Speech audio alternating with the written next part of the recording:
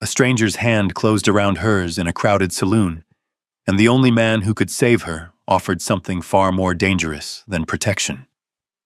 The reward poster fluttered loose from the cowboy's pocket just as four armed riders stepped through the saloon doors.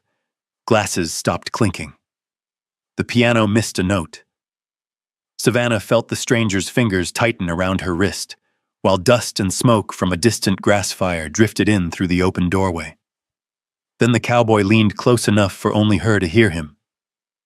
"Be my wife for one night." She had never seen him before, but the men searching for her had. "Before I tell you what happened next, tell me where you're watching from in the comments." The first thing Savannah Reed noticed was the smell. Smoke. Not the familiar smell of a cooking fire or a ranch chimney at sundown. This was different. Heavy, bitter. It hung over Dust Hollow like a dark blanket, carried by the hot Arizona wind from the grasslands west of town. The stagecoach driver had pointed toward the horizon before climbing back onto his seat. "Fire's been running wild for 2 days," he'd said. "Road south is closed. Railroad ain't moving either." Then he'd snapped the reins and left her standing in the dust. Savannah watched the coach disappear. She was alone. Again. The leather handle of her suitcase dug into her palm. Inside were 2 dresses, a Bible, a silver locket that had belonged to her mother, and a folded packet of documents she had guarded for nearly a week. Everything else had been left behind. Philadelphia. Her father's house. The future someone else had chosen for her. She drew a slow breath and looked up the main street. Dust Hollow wasn't much. A general store, a blacksmith, a barber, a small boarding house already overflowing with stranded travelers, and one large saloon glowing with lamplight as evening settled over the town. The sign above the door read, "The Silver Spur." At that moment, it looked like the only warm place left in Arizona. Savannah pushed through the swinging doors. Conversation dipped, not stopped, just dipped, the way it always did when somebody unfamiliar walked into a room where everyone knew everyone else. She felt the eyes, men playing cards, cowboys nursing whiskey, miners with dust still on their boots, a piano player stumbling through a tune near the back wall. Savannah lifted her chin and kept walking. Her mother had taught her that years ago. Never walk into a room like you're asking permission. Walk in like you belong there. The bartender slid a coffee mug toward her after she paid 2 coins. The coffee was terrible. Burned, bitter, perfect. She wrapped both hands around the mug and sat near the far end of the bar. For the first time in days, she felt almost safe. Almost. Then she heard laughter behind her, male laughter, the kind that always came a second before trouble. Well now, Savannah closed her eyes briefly. "Would you look at that?" She turned. 3 cowboys. Young, drunk, sunburned faces, dusty hats. The tallest one leaned against a table and grinned. "Didn't know angels rode trains." His friends laughed. Savannah looked back toward her coffee. "Not interested." The man stepped closer. "Didn't your mama teach you manners?" "My mother taught me plenty," Savannah said. The grin widened. Then she forgot one thing. "And what's that? How to smile?" The men laughed again. Savannah stood. She grabbed her suitcase. She intended to walk away. The cowboy caught her arm. Not hard, but enough. The room seemed to shrink. Every instinct inside her tightened. For a second she was back in Philadelphia. Back at that dinner table. Back under Gideon Crowley's cold eyes. Back hearing her father explain why her opinions no longer mattered. The cowboy smiled. "Easy now. Let go. Just trying to be friendly." "Then you're failing." A few men nearby looked away. Others pretended not to notice. The piano continued. A glass clinked somewhere behind her. The cowboy's fingers tightened slightly, and then another voice entered the room. Low, calm, dangerously calm. "Take your hand off her." The piano stopped. The entire saloon seemed to pause. Savannah turned. A man was standing near the back wall, tall, lean, broad shoulders beneath a weathered brown coat, dark hat pulled low, a face carved by sun and years, not handsome in the polished Eastern way. Something harder than that. Something earned. The cowboy holding Savannah's arm went pale. Not scared. Worse, respectfully afraid. Everyone knew him. Savannah could tell immediately. The room had changed. The air itself felt different. The stranger took one step forward. "Didn't hear me?" he asked. The cowboy released her arm. Immediately. Wasn't doing nothing. The stranger said nothing. He didn't need to. 3 seconds later, all three cowboys were moving toward the opposite side of the room. Nobody stopped them. Nobody laughed. Savannah stared. The stranger returned to his table, picked up a coffee cup, as though nothing had happened. She hesitated, then walked over. "Thank you." He looked up. His eyes were gray, not cold, just careful. "You all right?" "Yes." "Good." That appeared to be the end of the conversation. Savannah remained standing. The man noticed. "You need something else? A place to sit, maybe?" He glanced at the empty chair. "Chair's not mine." She sat. The corner of his mouth almost moved. Almost. "My name is Savannah Reed." "I know." That froze her. "What?" "Town talks." He took a drink of coffee. "Woman traveling alone. Eastern accent. Expensive suitcase. Been here less than an hour." Savannah studied him. "And you are?" "Wyatt Boone." The name landed immediately. Two men nearby exchanged glances. A ranch hand at another table quietly looked away. Apparently everyone knew Wyatt Boone. Everyone except her. Before she could ask another question, the saloon doors burst open. Cold evening air rolled inside. 4 men entered. Dust-covered coats, hard faces, professional eyes. Not locals. Savannah's stomach dropped. She recognized one of them instantly. Not by name, by memory. He had stood behind Gideon Crowley during a dinner party 3 months earlier. Watching, listening, waiting. The man scanned the room. Savannah looked away too late. His eyes caught hers. Just for a second. It was enough. Wyatt noticed. "Friends of yours?" "No." "Thought so." The man was already moving through the room, checking faces, checking tables. Savannah felt her pulse hammering. "They found me." Wyatt watched the approaching group. "How bad?" "Very. You run?" "They catch me." The man reached the next table, then the next. Closer, closer. Savannah could hear her heartbeat. Then Wyatt leaned toward her, close enough that only she could hear. "Listen carefully." She turned. His voice dropped even lower. "Be my wife for one night." Savannah stared. "What?" "You heard me." The bounty hunter was only 2 tables away now. "Why would I?" "Because in 10 seconds they're going to ask who you are." His gaze never left the approaching men. "And if you're sitting alone, they'll keep looking." The footsteps came closer. "What if I say no?" Wyatt finally looked at her. "Just once." "Then you'd better start running." The men stopped beside their table. The leader tipped his hat. "Evening." Wyatt nodded. "Looking for someone," the man said. "Are you?" "A woman." Savannah felt Wyatt's hand settle lightly over hers. Steady, natural, like he'd done it 1,000 times.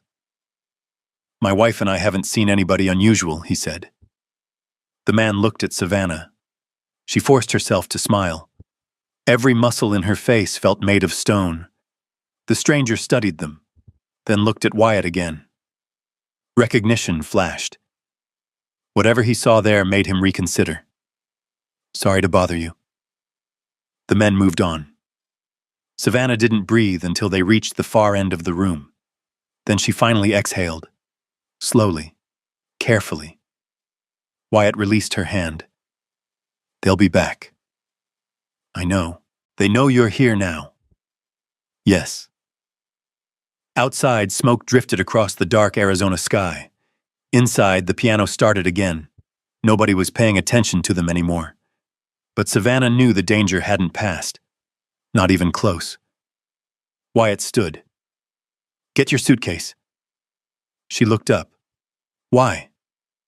"Because if you stay in Dust Hollow tonight, they'll take you back." He placed a few coins on the table, then looked toward the window, toward the darkness beyond town. "My ranch is 6 miles north." Savannah hesitated.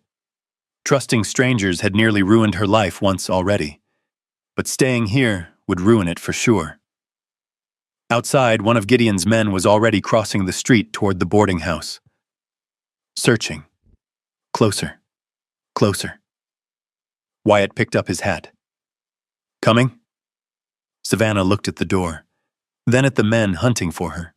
She grabbed her suitcase and followed him into the Arizona night. The smoke was thicker outside. It drifted across the moon like a dark curtain, turning the stars dim and distant. Wyatt Boone's horse was tied beside the hitching rail, a tall bay gelding with a white mark between its eyes. Wyatt untied the reins without hurry. Nothing about him seemed hurried. Not his walk, not his voice, not even the way he glanced toward the street where Gideon's men were beginning to spread through town. "They'll check every room before midnight," he said. Savannah adjusted her grip on the suitcase. "You seem very sure. I've seen men get paid to find things." "And?" "They usually do." That wasn't comforting, yet somehow it felt honest. Wyatt took her suitcase from her hand before she could object and secured it behind the saddle. Then he offered his hand. Not dramatically, not like a gentleman from Philadelphia, just practical. A rancher's hand helping someone onto a horse. Savannah accepted it. 20 minutes later, Dust Hollow disappeared behind them. The road north wound through dry washes and red stone ridges. Coyotes called somewhere far away. The smell of smoke followed them. Savannah rode behind Wyatt in silence. Every now and then she looked back, toward town, toward the life chasing her, toward the future she had nearly been trapped inside. After a while, Wyatt spoke. "How far did you come?" "Pennsylvania." He nodded. "Nothing more." Most people would have asked questions. Wyatt didn't, and somehow that made her want to answer them. "I left 6 days ago." Still nothing. "I took a train west." The horse's hooves clicked against stone. "I didn't leave a note." The silence stretched. Finally, Wyatt said, "Sometimes notes don't help." She wasn't sure why those words settled somewhere inside her. Maybe because they sounded like experience. The ranch appeared shortly after midnight. Copper Mesa Ranch sat beneath a line of red cliffs glowing silver under moonlight. A long wooden fence, a weathered barn, a windmill turning slowly in the night breeze. 2 lanterns burned on the porch of the main house. Someone had left them lit. Waiting. The front door opened before they reached it. An older woman stepped outside. Gray hair, apron, strong shoulders. The kind of woman who had probably run a household through droughts, storms, and stubborn men. She looked at Savannah, then at Wyatt, then back at Savannah. Nothing escaped those eyes. "You're late," she said. Road was crowded. Her gaze lingered on Savannah. "No kidding." Wyatt dismounted. "This is Savannah." The woman folded her arms. "I guessed." A pause. "My wife," Wyatt added. Miss Clara raised one eyebrow. Only one. That somehow said more than an entire speech. I see. No. Savannah thought. You absolutely do not. Miss Clara stepped aside. Come inside before the smoke settles in your lungs. The house surprised her. It wasn't grand. It wasn't polished. But it felt lived in. A quilt folded over a rocking chair, boots beside the door, a stack of ranch ledgers on a side table, a coffee pot still warm on the stove. The sort of details that meant people belonged here. A small figure appeared at the end of the hallway. A little girl in a nightgown, dark braid hanging over one shoulder, sleepy eyes. She stared at Savannah, then at Wyatt, then back at Savannah. Who is she? Wyatt removed his hat. Her name's Savannah. The girl waited, clearly expecting more. Wyatt sighed. She's my wife. The little girl blinked. Miss Clara turned away so quickly, Savannah nearly laughed. The child looked unconvinced. Since when? Recently. That answer satisfied nobody, least of all the little girl. She walked closer, studied Savannah for a moment, then offered her hand. I'm Emma. Savannah smiled and shook it. I'm pleased to meet you. Emma nodded. Apparently that was enough for now. She turned toward Wyatt. You're terrible at explaining things. Then she disappeared down the hallway. Miss Clara actually laughed. A short sound, like it hadn't been used much lately. Wyatt pointed toward the staircase. There's a room ready. You expected visitors? No. Then why is it ready? He looked toward the hallway where Emma had vanished. Because Clara never expects things to stay the same forever. Miss Clara pretended not to hear. Savannah carried her suitcase upstairs. The room was simple. A brass bed, a wash basin, a wooden dresser, one window overlooking the pasture. She sat on the edge of the mattress. For the first time in nearly a week, there were walls around her, a roof overhead. No train whistle, no station noise, no footsteps searching for her. The realization hit harder than expected. She was safe. At least tonight. The next morning began with the smell of coffee. Strong coffee. Ranch coffee. The kind that could wake the dead. Savannah followed the smell downstairs. The kitchen was already busy. A tall ranch hand with silver in his beard sat at the table studying receipts. Another younger man was repairing a saddle strap. Emma was eating biscuits while reading a book. Wyatt stood near the stove. Everyone looked up. The older ranch hand smiled. Morning, ma'am. Hank Miller, Wyatt said. Hank tipped his hat. The younger man stood. Levi Turner. Savannah greeted them. Nobody asked questions. Nobody acted suspicious, which somehow felt stranger than suspicion. Breakfast passed quietly. But Savannah noticed something. The house wasn't unhappy. It was simply quiet. Too quiet. As if laughter had once lived here and moved away. After breakfast, she wandered into the office. Ledgers covered one desk. Invoices, feed receipts, water contracts, stacks of papers waiting for attention. Without thinking, she began organizing them. An hour later, Wyatt appeared in the doorway. He stopped, looked at the neat piles, then at Savannah. What happened? She glanced up. Your bookkeeping. His expression didn't change. Is it bad? It's terrifying. For the first time, the corner of Wyatt Boone's mouth twitched. Almost a smile. Almost. Neither of them knew yet that the danger was moving closer, or that Copper Mesa Ranch was about to remember what it felt like to be alive again. The first few days passed quietly, almost too quietly. Each morning began the same way. Coffee brewing before sunrise. boots crossing the porch, the sound of horses shifting in the corral, the windmill turning against a pale Arizona sky. Savannah found herself waking before everyone else. Old habits. Years of managing a household where every minute belonged to someone else's schedule. Only now, for the first time in a long while, the hours belonged to her. On the third morning, she stepped into the ranch office carrying a cup of coffee and found Hank staring at a mountain of invoices. Feed receipts, freight charges, water agreements, cattle sales. The papers looked as though they had survived a tornado. Hank rubbed his forehead. I swear these things multiply at night. Savannah set down her cup. May I? Hank laughed. Be my guest. 2 hours later, every document sat neatly organized, receipts tied together with twine, bills separated by month, contracts stacked in order.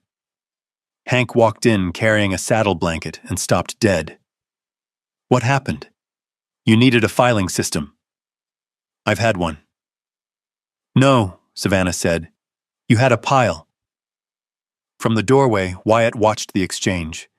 He said nothing, but Savannah noticed him glance at the desk a second time before walking away. That afternoon, Emma appeared carrying 3 books and a look of determination. I hate reading. Savannah looked up from the porch swing. Then why are you holding books? Miss Clara says I have to. The girl dropped into the seat beside her. The books landed with a thud. Savannah opened one. The pages were worn, corners folded, several words marked incorrectly in pencil. Read me the first paragraph. Emma groaned dramatically, then began. She stumbled over half the words, skipped others entirely. Savannah never corrected her immediately. She waited. Let Emma try again, then once more. An hour later, the little girl finished a full page without help. Emma stared at the book, then at Savannah, then back at the book. A slow smile appeared. Small, but real. That evening, Wyatt came home late from checking fences near the north pasture. The sun was dropping behind the red cliffs. Long shadows stretched across the yard. As he approached the house, he heard something unusual. Laughter. He stopped. Actually stopped.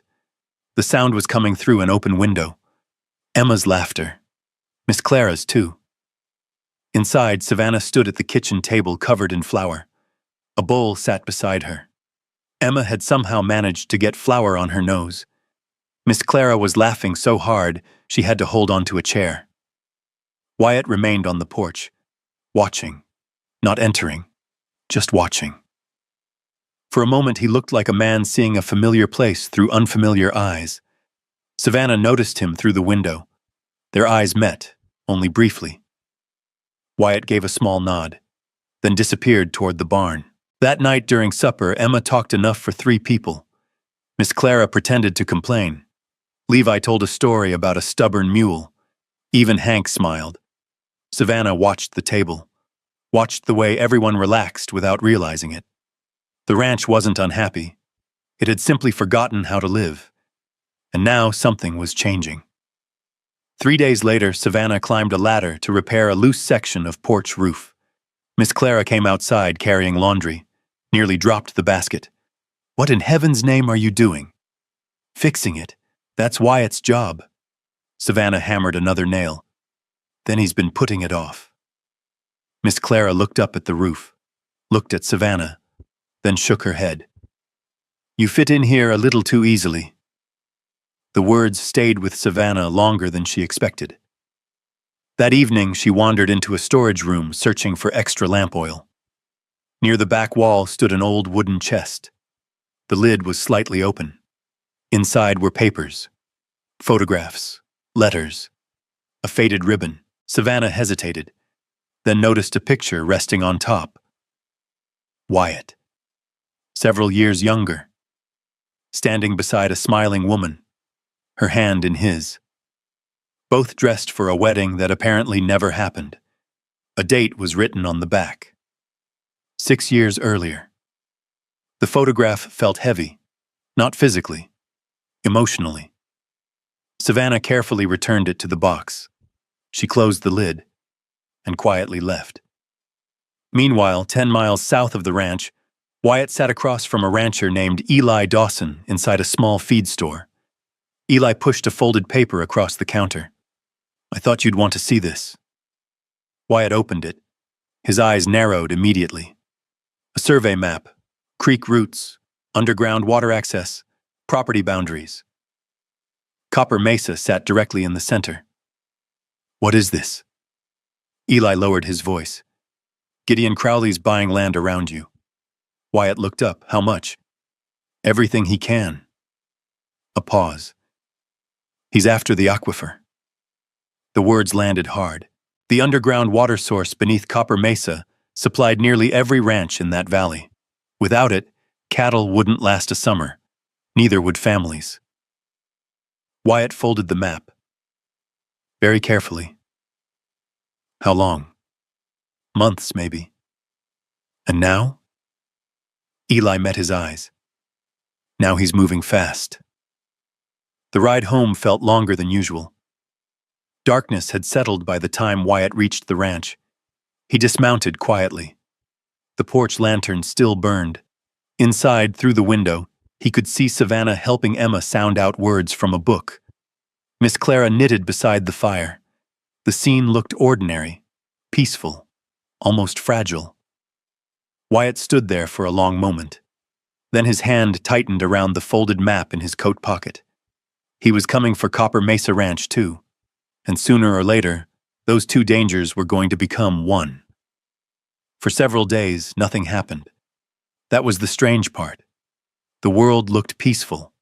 The mornings arrived clear and bright. The cattle grazed along the lower pasture. Emma read aloud from her books each afternoon, proudly stumbling over fewer words than the day before. Levi repaired fences. Hank argued with supply invoices. Miss Clara pretended not to enjoy having another woman in the house. Life settled into a rhythm, and that rhythm made it easy to forget trouble was riding somewhere beyond the horizon. Almost. One evening, Savannah stepped onto the porch carrying a basket of laundry. The sky looked wrong. Not dark, not cloudy. Wrong. The western horizon glowed orange, far too orange. She stood still, watching. A minute later, Wyatt appeared beside her. Neither spoke. The glow pulsed against the distant hills, like a second sunset. Except the sun had already gone down. "Fire?" Savannah asked. Wyatt nodded. "Big one." His eyes remained fixed on the horizon. "How big?" "Big enough." That answer told her everything. The next morning, the smoke arrived. By noon, ashes drifted across the ranch. Tiny gray flakes. Emma tried catching them in her hands until Miss Clara marched her indoors. The wind strengthened through the afternoon. By sunset, ranch hands were moving faster, speaking less, checking water barrels, preparing wagons. Savannah understood. Everyone was waiting. And then, just after midnight, the waiting ended. The shout came from outside. "Hank!" Another voice followed. "Fire crossed the North Ridge." The ranch exploded into motion. Lanterns lit. Doors opened. Boots hit wooden floors. Savannah hurried downstairs. Wyatt was already pulling on gloves. "The herd?" Hank appeared at the doorway, moving toward the lower canyon. Wyatt grabbed his hat. "We've got to turn them." Then he looked at Savannah. For 1 second only. "Stay with Clara and Emma." Before she could answer, he was gone. The night outside glowed red. Not everywhere, just enough. Enough to make the darkness feel uneasy. Hours passed. No one slept. Miss Clara sat beside the window. Savannah paced. Emma tried pretending she wasn't frightened. Around 3 in the morning, the front door burst open. Levi stumbled inside, covered in dust. "Where's Wyatt?" The question came from all three at once. Levi's face tightened. Emma! The room froze. The little girl had been standing beside Savannah. Now she stepped forward. What about me? Levi swallowed, then looked around the room, confused. The blood drained from Savannah's face. Emma was here, which meant, a second later another rider appeared outside, shouting, a ranch hand, breathless. Emma's horse came back empty. The room went silent, dead silent. Emma stared. Empty? The rider nodded. No one moved. For one terrible moment, nobody understood. Then Wyatt appeared behind the rider, his shirt streaked with soot, eyes sharp, focused. She followed us. Emma looked up at him. What? Wyatt crossed the room in 2 strides, dropped to one knee, both hands on her shoulders. You stayed here. Emma blinked. Then realization dawned. The missing child wasn't her. It was another rancher's daughter who had joined the cattle drive earlier that evening. The room exhaled, but only briefly, because the danger remained. The little girl was still out there, lost somewhere beyond the smoke. Wyatt stood, already turning. I'm going back. No, Hank said from the doorway. You'll never see anything in that smoke. Wyatt grabbed a lantern. Then I'll listen. And before anyone could stop him, he disappeared into the night again. Savannah stood at the doorway long after the hoofbeats faded, watching the glow on the horizon, listening to the wind, waiting. Hours passed. The eastern sky finally began to lighten, pale gray, then silver, then gold. At sunrise, a rider appeared, then another, then a third. The ranch hands, and finally Wyatt. His horse moved slowly, too slowly. Savannah was already halfway across the yard before he reached the barn. The missing girl sat safely behind another rider, alive, exhausted, crying, but safe. Relief swept through the ranch. Then Savannah saw Wyatt. Really saw him. He was pale, one sleeve torn, one hand pressed against his ribs. Not serious, but enough. Enough that he nearly stumbled while dismounting. The moment lasted only a second. Then he straightened, as if nothing had happened, as if pain was merely another chore to be finished before breakfast. Miss Clara pointed toward the house. You. Wyatt opened his mouth. No. Yes. Clara. House. Even Hank wisely stayed silent. An hour later, Wyatt sat at the kitchen table with a cup of untouched coffee. Savannah stood beside him holding a clean cloth. This is ridiculous. Probably. Then stop arguing. For the first time in days, Wyatt actually smiled. A real smile. Small. Tired. Gone almost immediately. But real. Savannah carefully cleaned the scrape along his shoulder. Neither said much. The house had grown quiet. Emma was asleep upstairs. The fire had moved east. The danger was finally passing. Outside, wind rattled the cottonwood trees. Inside, something else shifted. Not dramatically, not all at once. Just enough for both of them to notice, and neither of them seemed ready to talk about it. Not yet. The fire moved east by the following afternoon. The danger wasn't gone, just farther away. A haze of smoke still hung above the red cliffs beyond Copper Mesa, turning every sunset into a streak of copper and gold. Life at the ranch slowly found its footing again. Hank spent 3 days checking fences damaged by panicked cattle. Levi helped neighboring ranches move livestock away from burned grazing land. Miss Clara baked enough bread to feed half the territory, and Emma followed Savannah everywhere. One morning, Savannah found the girl sitting cross-legged on the porch with a spelling book balanced on her knees. You skipped breakfast. Emma shrugged. I wanted to finish this chapter. Savannah sat beside her. The boards creaked softly beneath them. The repaired section near the corner still looked newer than the rest. Emma pointed to a word. Stubborn. Savannah smiled. You already know that one. I do. Emma looked toward the barn. That's Uncle Wyatt. The answer came so quickly that Savannah laughed before she could stop herself. Emma grinned. The sound startled both of them, because laughter had become common around Copper Mesa, common enough that nobody noticed it right away. Not until they remembered how quiet the ranch used to be. Later that afternoon, Savannah was helping Hank organize old account books in the office beside the bunkhouse. Dust floated through shafts of sunlight. Receipts, feed invoices, water agreements, tax notices. Years of paper stacked into leaning towers. Hank scratched his beard. Boss hates paperwork. I noticed. He'd rather wrestle a steer. Savannah turned another page, then stopped. What is this? Hank leaned closer. The document looked old, older than most of the papers nearby. The edges had yellowed. A faded ribbon still held several pages together.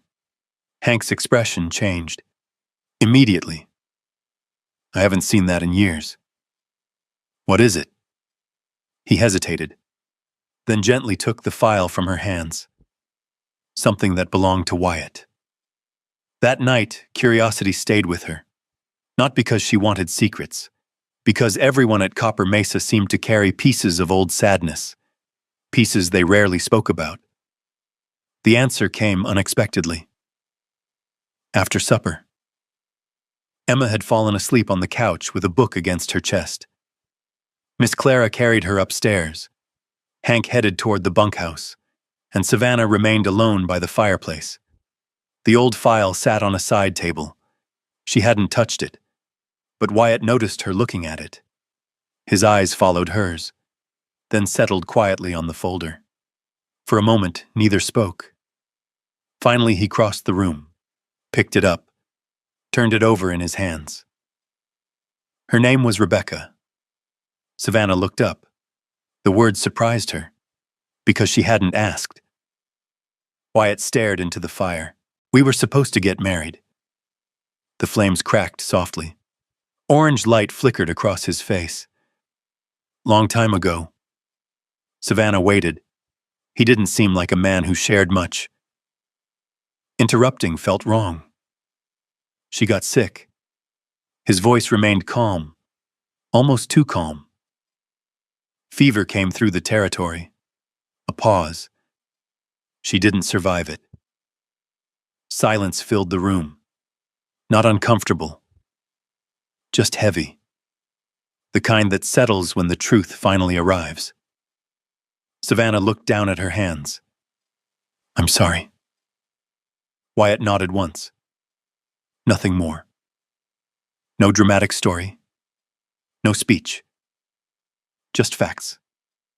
And somehow that made it hurt more. After a while, he stood, put the folder back on the shelf, then walked outside. Savannah watched him through the window, standing alone beneath the stars, hat in his hands, looking toward the dark hills, as though part of him still lived somewhere out there. 3 days later, the fire returned. Not the main blaze, something worse, a sudden shift in wind, a pocket of flames racing through dry grass at the base of the canyon. The alarm bell rang shortly after sunset. Ranch hands rushed toward the corrals. Horses stamped nervously. Smoke rolled through the valley, thicker this time, closer. Savannah helped Miss Clara move supplies into wagons, water barrels, blankets, medical kits. The smell of burning grass filled the air. Emma stood beside the porch rail watching the orange glow. Then suddenly, she wasn't there anymore. Savannah noticed first. Emma? No answer. The yard erupted into shouting. Lanterns swung through darkness. Voices called her name. Panic spread fast. Wyatt mounted his horse before anyone else could speak. Check the creek. Hank, search the south trail. The ranch exploded into motion. Minutes felt like hours. Smoke drifted through every corner of the property. Then someone shouted from the ridge. A rider, moving fast. Wyatt. And in front of him sat Emma, wrapped tightly in his coat. Safe. The relief nearly brought Savannah to her knees. But when Wyatt dismounted, she saw the way he moved, slowly. One arm pressed against his side, his breathing uneven. He handed Emma down. Only then did he stumble. Just once, but it was enough.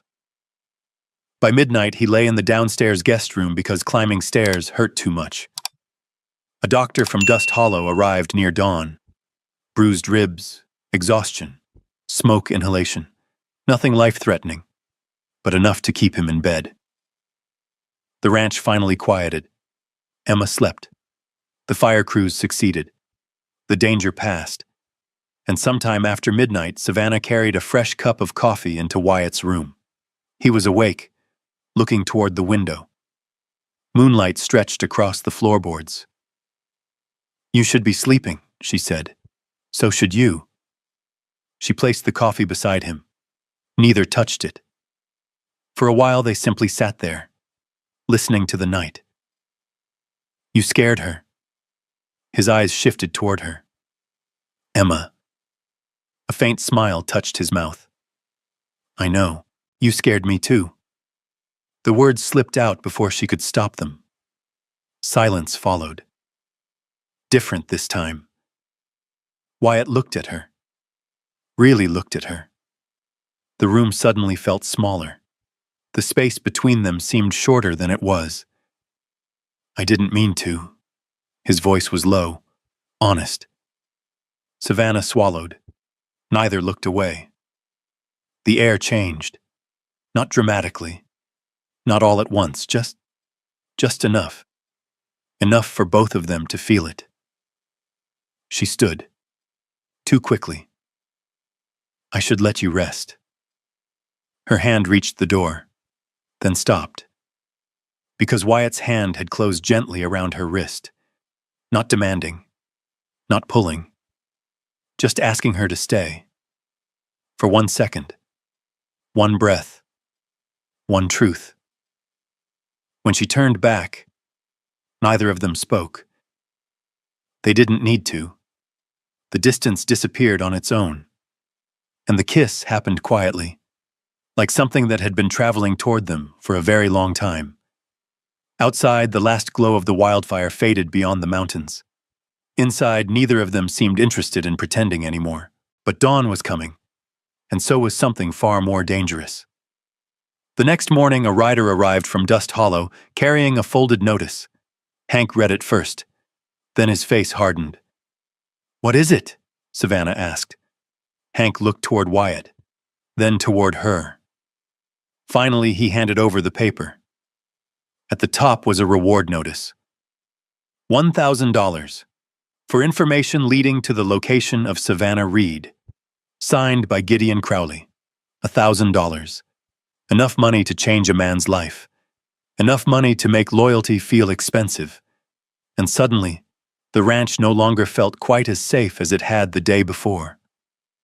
Maybe that's the moment that stays with you after the story ends. Not the fire, not the chase, not even the reward notice folded in someone's pocket. Maybe it's the quiet realization that the people who change our lives rarely arrive when everything is easy. They show up when we're tired, afraid, carrying wounds nobody else can see. If you put yourself in Savannah's place, what would you do?